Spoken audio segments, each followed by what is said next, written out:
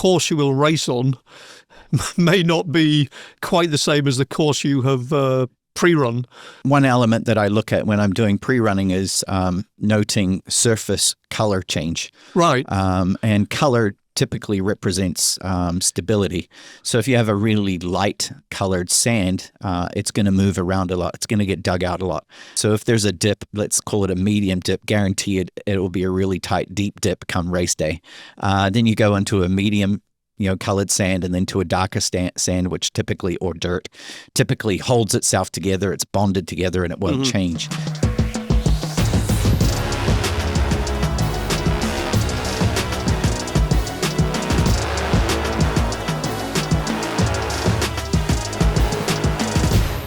Hello and welcome to the RACER Debrief. We're counting down to the 58th Score Baja 1000, which this year will be shown on the RACER network. And a special guest today, we have Rhys Millen, who not only a leading light in the Class 7 class of the Baja 1000, but has been a Class 1 driver, a UTV driver, and basically has got a huge footprint outside of off-road racing. So, Rhys, welcome to the debrief. Yeah, happy to be here. Thanks for having me. So, first of all, Baja 1000, a centerpiece of your season, a centerpiece of everybody's season. Just give us a snapshot of what you're in and what your prospects are for the Baja 1000 this year.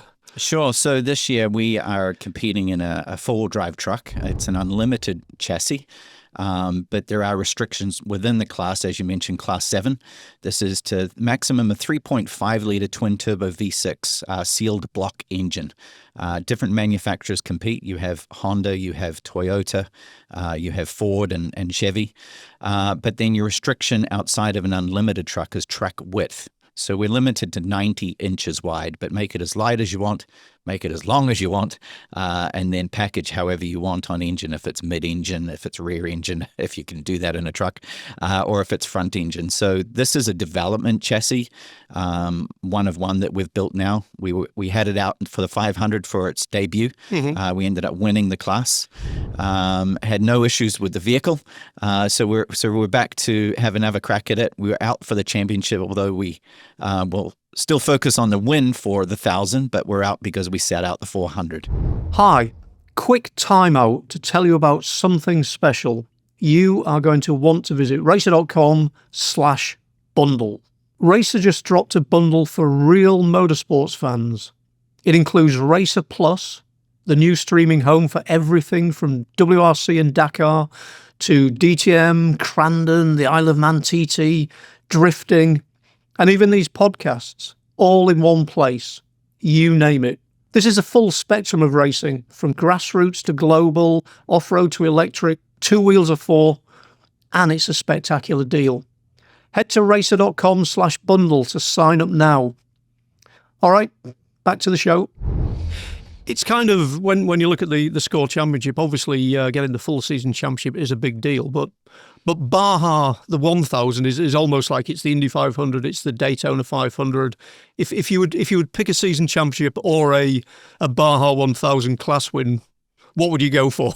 Yeah, I think everyone hangs that credit on that pinnacle win. Championships are always nice, and you will have drivers that drive for the championship. You're maybe driving 85-90% all year round. You've got to be at the finish. You've got to be clean to get those maximum points. For the Score Championship, they state to be eligible for the championship, you must start every round. This also has an effect on qualifying and everything as well for a seeded position for starts. Outside of that, the point spread is actually really thin for finishing position. They award you points for starting, points for finishing, and then position points. So if you get one DNF, you're almost out for the chase for the championship. So it's critical to be clean and tidy, but when it comes to the ultimate pinnacle of claiming a result, to win the 1,000 overall is a huge achievement. This is RACER, your all-access pass to the best in motorsports, performance, and car culture. Get RACER Plus for live races, extended highlights, breaking news, and fan-favorite build and enthusiast shows, all in one place. From Formula Drift to off-road mayhem. A full-blown nail biter. Supercars to grassroots brawls, garages to rare collectors. Stream it all, anytime, anywhere. This is about machines and the people who move the culture forward. And when the screen fades, the story continues in RACER Magazine, a collectible trusted by champions, creators, and connoisseurs. Every page, a deeper dive into the soul of speed and performance. RACER Plus and RACER Magazine, the ultimate bundle. Built for the obsessed, powered by passion. Now you've tackled 1,000 in UTVs. You've tackled it in Class 1 buggies. Moved to Class 7 with a Rhys Millen Racing-built truck, as you say. How has the character of the event changed? Suspensions are getting ever more durable. Are we moving towards the Baja 1000 being, in the case of this year's race, almost like an 850-mile sprint, or is there still that kind of, you got to choose your moments, you've got to make sure, it's a mixture of all out and sort of preserving the truck? Yeah, there's always strategies that can be outlaid, and that's one of the things that attracts me to the adventure of off-road racing. They're not, say, the same as what you would get in road racing, but there are still strategies that can be played out. Either qualifying, you can choose to be up front. That means you're kind of first on the road outside of the bikes that maybe started 5 or 6 hours before you. So risking, these are closed course but open to the public, so there's always the fear of how committed are you in zones that are close to towns and so forth. Then it also comes down to if you're dealing with dust or so forth in other classes. Do you short pit the first one, knowing that you're going to stack back up, or understanding the course as far as what race miles present what challenges? Is there going to be silt? Is there going to be bottlenecks? You might get a 15-minute lead and then you're stuck in a bottleneck, and all of a sudden all of those risks are back to zero. So there's lots of challenges, but to be honest, now that the premier class, the trophy truck four-wheel drive class, is so developed, really kind of with one manufacturer leading the charge for most of the teams. All of those guys have the same equipment. It's highly developed. It's very well built. They're all sprinting 850 miles. Now, we've got it where this year it is a loop race.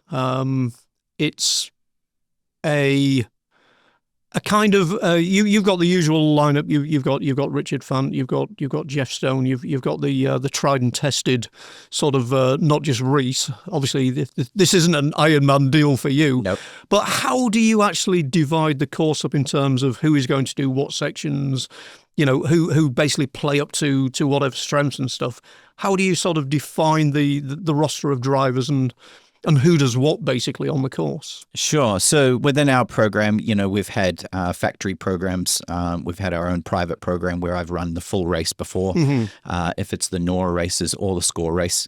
And then for this year and for the last couple of years, to be honest, we've been doing more of a client services deal. So we build the vehicles, we do all the logistics, all the pre-running, note-taking, course recce, and then apply drivers to certain sections, either based on their choices or my recommendations. In the case of this year, I'll actually start and do the first 70 miles. Right. It's very, very chaotic. And where our class starts, we're unfortunately a little deep in the field based on, what the vehicle's capabilities are. Sure. Yeah. So I'll push through the first 70 miles. It's rough, twisty. So you'll go to Oso Negros and then sort of back to the coast and... Yes, yeah. So we go, so off the start is we're kind of back actually in the wash, which is really cool. I think that's the first time in maybe 7 or 8 years. And then we go up into an area called Rancho Nelson. This is a short course event where they sometimes do qualifying and then punch out through the backside of that kind of into your first mountain range down through Ojos and out to an area called Europan. From there, we touch the highway for the first time, and then the truck will be given over to Richard Fant. Right. He will take it down to San Quintin, roughly around race mile 225, and then I'll actually hop back in and then do the night section. And the night section as well is that I seem to recall that this could be quite a silty section as well that you will be taking on, or is that sort of a prior section? Yeah, there's an area kind of doing a stitch between two valleys, which is a conservatory area. So to kind of respect the area, respect the fact that we're allowed to race through that zone, they've condensed the VCPs or virtual checkpoints that are on a standard distance off point to 120 feet, and then they have letters that are down to 40 feet. Now they've actually done a number and a letter that's shrunk it down to 30 feet. So in that zone, you're in deep silt, you're in deep ruts, and now the trucks can only choose a path 30 feet wide. Gosh. So it was intense last year going through there. Race mile 335 range. It's sure going to be a challenge this year. Are you one of those guys who night falls, you've got the lights, you almost get into a Zen state? There is nothing beyond that cone of light, and this is when the purity of the driving really kicks in. Yeah, I don't know if it's a method of application. It's literally all you can see is where the lights are. It's all dark. I focus a lot on doing a lot with notes. I have a number system which my father actually developed many, many years ago in rally, and then I kind of just dumbed it down and applied it to the off-road space. So we do dips and crests 1 to 5, and then whoops 1 to 5, and then corners kind of 1 to 5, but not calling out all corners. Everything is a easy, medium, tight, and then if you hear a number, it's deceptive. Either course surface change or just the way you read the corner, how you see it. So it's a good system. It's a safe system. And then when we come into those zones that may present themselves with visibility issues and silt and so forth, you have extremely detailed notes. You know exactly where to go or exactly where to check up.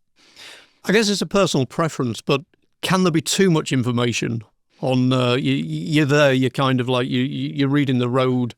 In theory, you've pre-run, and there is a certain, maybe not a muscle memory, but enough knowledge to be dangerous of what is coming up next. I mean, as you say, for you, that's Rod's WRC and sort of Rally America honed systems. But is there a point where you think, hang on a minute, I'm getting too much information here?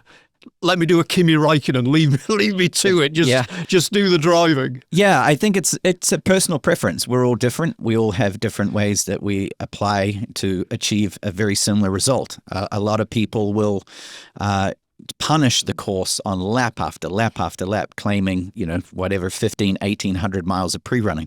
If you go to a traditional rallyist, you look at the course, you evaluate the course, you visually can see what the effect would be on the vehicle. That dip, that bump will have this result on my setup. And in rallying, you're only allowed a single pass. So very, very detailed single pass, maybe a cleanup in some areas on a second pass, and then you should be pretty much up to speed if your notes are right. Other people may choose to run their section 4 to 6 times. They're trying to do it off muscle memory and so forth. For me personally, I feel that's really fatiguing trying to recall that amount of information when you're doing distances. If my navigator's not talking to me, he's either throwing up or he's fallen asleep, but I want him talking to me 100% of the time. Well, hopefully it's neither of those two scenarios, but and obviously Rhys as well. You with this is a Rhys Millen Racing truck. It's a Rhys Millen Racing entry. Obviously, that adds significantly to your workload in terms of just the logistics of the thing. How big a deal is it in terms of number of pit crews, number of chase trucks, number of basically guys on the ground supporting your entry? Yeah, it's always the biggest challenge, is making sure that you have a strategy and then actually a very flexible strategy. You better have a plan B, C, and D. It doesn't always go perfect down there. Notes help to keep yourself safe and the vehicle safe.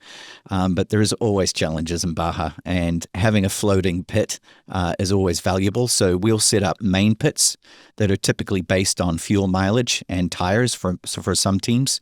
And then we'll set up a fast chase that is flanking the vehicle with multiple access points already laid in to get into the course if needed.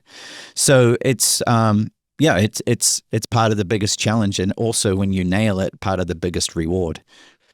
The fact that it's a loop race, does that sort of remove a certain percentage of messiness from the logistics? I mean, can various trucks sort of cross from, get a stop on one side, cross over the loop, get ready for the next one? Is it, relatively speaking, because nothing is simple on the Baja 1000, but is it slightly simpler than plotting for a point to point, an Ensenada to La Paz race, for instance? Unfortunately, the loop races actually present the most challenges because you're transitioning over mountain ranges, either a single time or multiple times.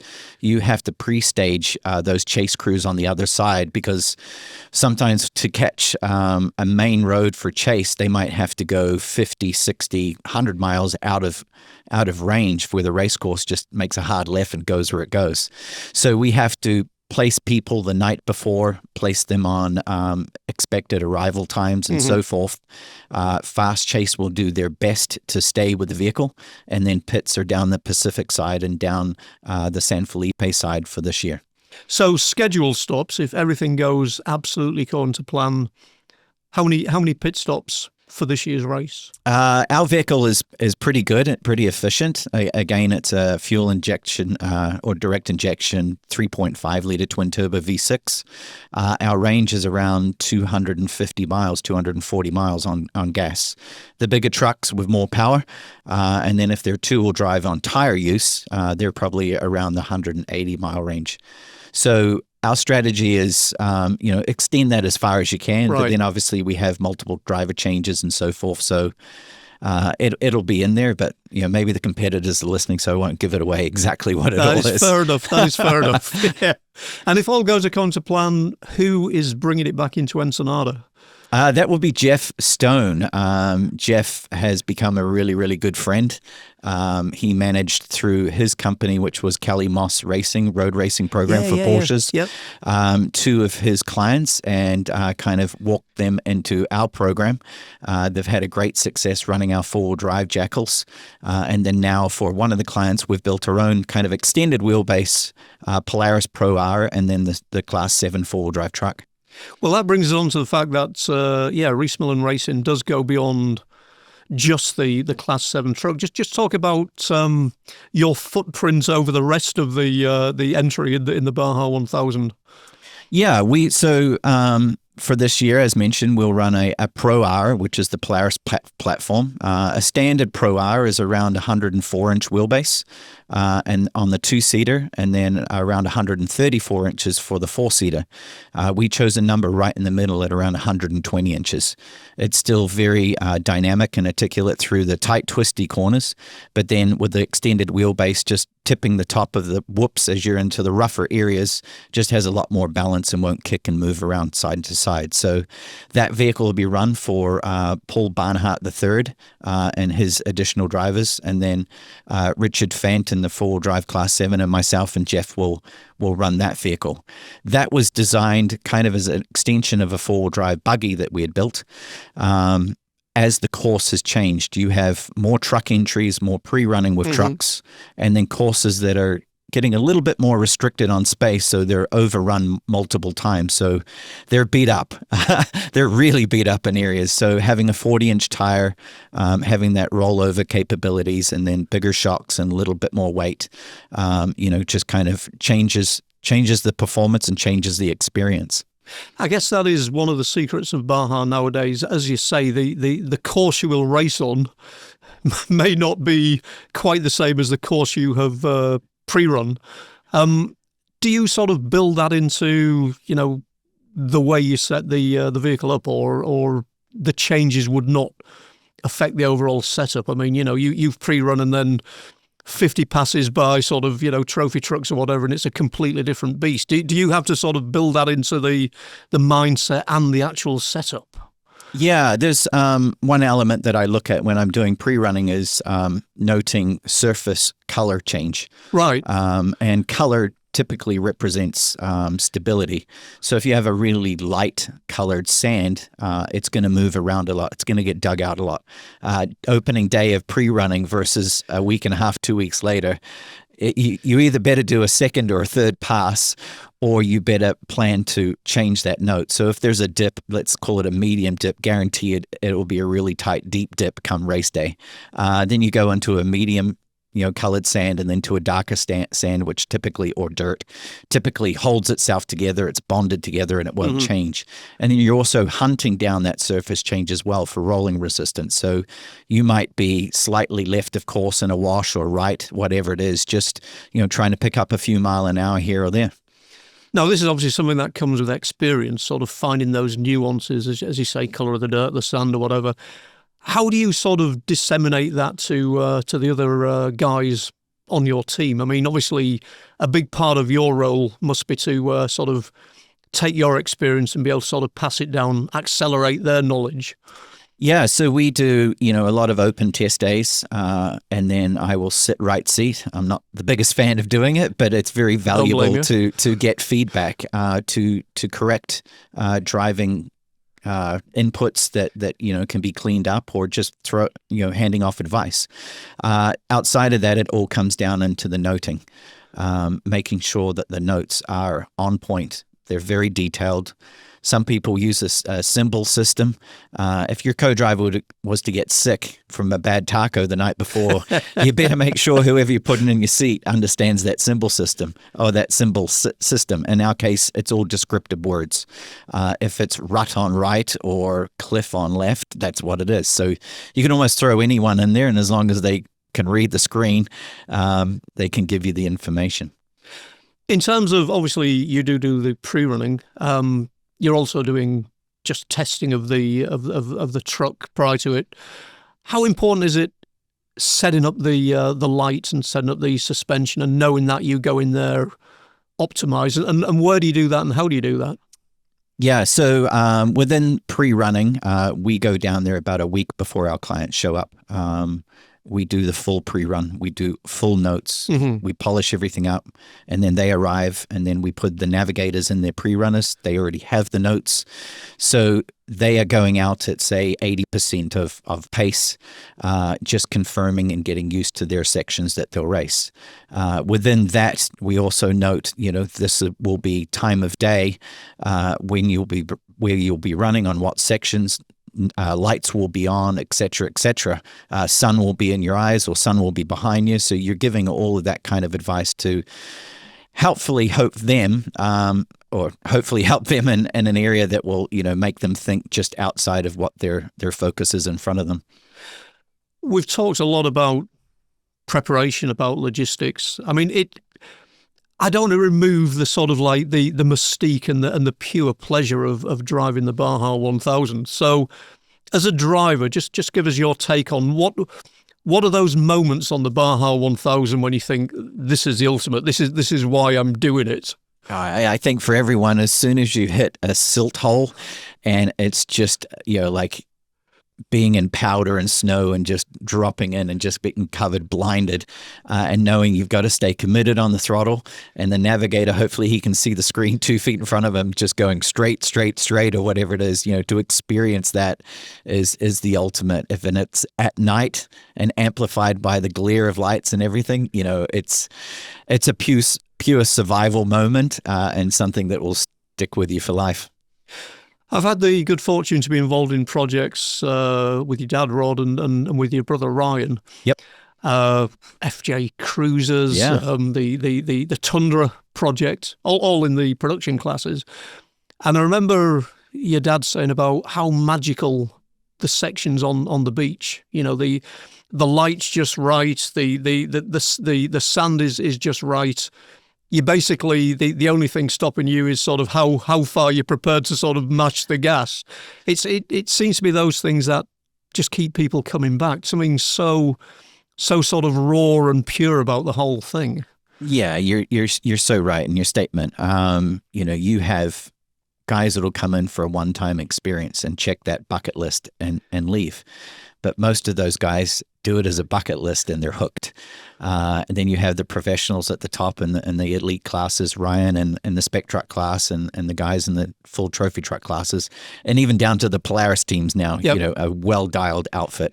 They're in there for the passion, for the adventure and the purity of the sport. But it's addictive. It is super addictive. And, I got into the space, kind of latched onto it in 2016, and we've been there now shy of 10 years, moving on from our other activities, involvements in motorsport. And it's just a space I love, absolutely love it. Actually, going back to that, we've got to touch on the fact that your motorsport resume is so wide-ranging. I mean, the second guy to win a Formula Drift title. The fact that you've tackled Pikes Peak, the fact that you've done Global Rallycross, you've done Rally America, an eclectic but pretty blooming successful career before sort of moving into the off-road sphere. I mean, how much of that prepped you for off-road, or is basically off-road racing a case of just reset and relearn from scratch? No, I think any form of motorsport, if you're open-minded and you've had the opportunity to experience more than one form of motorsport, you can always have takeaways. And then if you're applying it to something new, then you can apply it. If I look at drifting, we were in rallying, so it was a car control element. But I didn't look just at drifting. I went, okay, what slides fast for speed? Then you look at World of Outlaws, sprint cars, right, staggered tires, big wings on the top, putting leverage on the air surface to create grip. So we then applied things like that to drifting. They got outlawed, but we were winning and setting the pace. So you come over to the off-road space, and then you can apply notes and bits and pieces. Aero is a little challenging because the underside of the car is always leaving the ground or compressing. But you can also always have drag within a body design, which we have done through our composite division, kind of really emphasize that on the shape of the vehicles. But then you look at off-road and you look at the shocks, and you look at dual spring setups and crossover springs and how they work to have the travel and the consistency of the tire on the ground work through small chatter, through big bumps and so forth. I would have applied some of those crossover springs and dual rates to rally or to other applications if I had the chance to go back. So there's always something to learn, always something to add. The Millen family, obviously, your dad there, hugely into. I mean, some of the projects that he did with his company, some of the stuff for the military, some of the whatever. I mean, you guys, the engineering side of it is as much a motivator as actually being behind the wheel and sort of competing. Yeah, for sure. I would say a greater percentage of the teams that are out there are buying the best equipment to go fund and run themselves. In our case, we are a manufacturer. We work with a great designer, and then we build the vehicles and provide them to our clients. We are in a position where we see the new entry level to off-road racing, or it has been for a few years now. Used to be Class 10, which was a spec engine class, kind of unlimited chassis, has now moved in for the last few years into the UTV or side-by-side space, with Polaris kind of leading the charge there. That's your entry point now, is a very, very capable platform. Retains four-wheel drive. So the next step is, well, I want to go faster. I want to go for a little smoother ride, but I don't want to give up four-wheel drive because I just drove around all these two-wheel drive trucks that are stuck in sand and stuck in silt. What do I do next? Well, your next fastest class for speed is spec truck. It's two-wheel drive with about 525 horsepower spec engine. Then you go to trophy truck, two-wheel drive, or to four-wheel drive Mason trucks, which are, the pinnacle at the moment for the trophy truck class. You're going to pay $1.2 million for one of those. Gosh, yeah. You're going to pay over half of that for a two-wheel drive spec truck.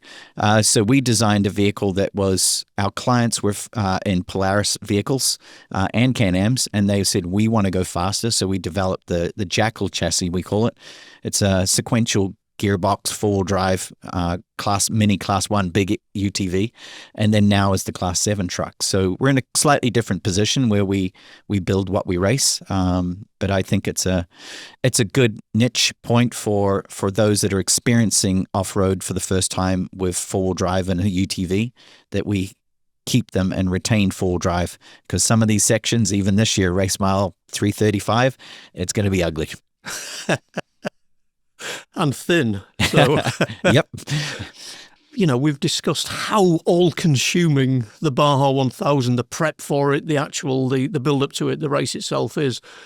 But there's a lot more going on in your world than just being a poor choice of word, but just the Class 7 program and the customer programs. Just talk to us a little bit about what you've been doing beyond off-road racing. Yeah, sure. You know, racing is my passion. It was a hobby. I got to turn it into a profession. But on a parallel path, I've been for 30 years involved in the film industry for television commercials and for feature films. Just got back from doing an amazing shoot with Ram. I won't go into detail, but it was pretty spectacular. Right. And then throughout the career, you know, multiple different movie titles, the Fast and the Furious programs, Tokyo Drift, and then other ones of Tokyo Drift or Fast and the Furious, I should say. Of recent, I think it was a year or so ago, we worked on the Formula One movie with Brad Pitt. Here we go. Yeah, it was super cool. It was a group of good friends, Tanner Faust, Samuel Hubernet. I'm going to probably miss a couple of names, but it was, you know, just absolute blast. We did the opening scene that was based around the Daytona 24-hour race. You had Patrick Long in there, who was kind of a co-driver with Brad. And then we were either chasing or getting chased or passing or part of, you know, crash sequences and so forth. So great to be a part of that. And kind of the cool part about that one relating to our chats today is at the end, or if you listen to the whole movie, you know, he's just talking about, you know, I'm just trying to get to Baja. And at the end, you see him show up and hop into a Class 1 buggy on the beach and on the sand dunes and just kind of takes off. And they ask him, you know, have you ever raced Baja? And he's like, no, but I want to. So if that's a tease to, you know, the sequel being down in this space. Oh my goodness. Number one, it would be ultimate to be a part of it. But number two, I think just injecting, you know, eyeballs into the sport as, say, Drive to Survive has done for Formula One, it would be epic to see a sequel be in Baja. Well, obviously the F1 movie was a spectacular success. I mean, you know, huge amounts of box office, huge amounts of buzz. It was a huge thing for F1, but for them to actually be able to weave, you know, in a credible way off-road racing into it, I mean, that must have given you a buzz. Oh, for sure. And, you know, again, any driver at any level, you've had Mario Andretti down there. You've had Sebastian Bourdais was my partner down there one year. You've had a lot of talented guys that, you know, maybe it's not their focal point for either where they are in their space, either globally or the sport, but everyone that drives down there wants more. Well, back to Baja. Looking at this season, you finished second on the 250. You won the Class 7 on the 500. You didn't enter the 400, but whatever. That's you know, there are other things happening. But how do you sort of leverage experience from the 500 and that debut win for the new truck and bring it to the 1000? Yeah, you know, we've done a couple of changes. Again, this is a sealed engine class. We went to the 500 with the stock turbochargers that come with the vehicle, and we really just needed to see improve their worth. The unique thing of taking a production engine is that it has a modern transmission behind that engine. So all the manufacturers are kind of developing a turbocharger that works within a rev range of, say, 2,000 RPM and, say, 4,200 RPM. Then they just throw another gear at it in the production transmission. In this case, most of the manufacturers have a 10-speed transmission.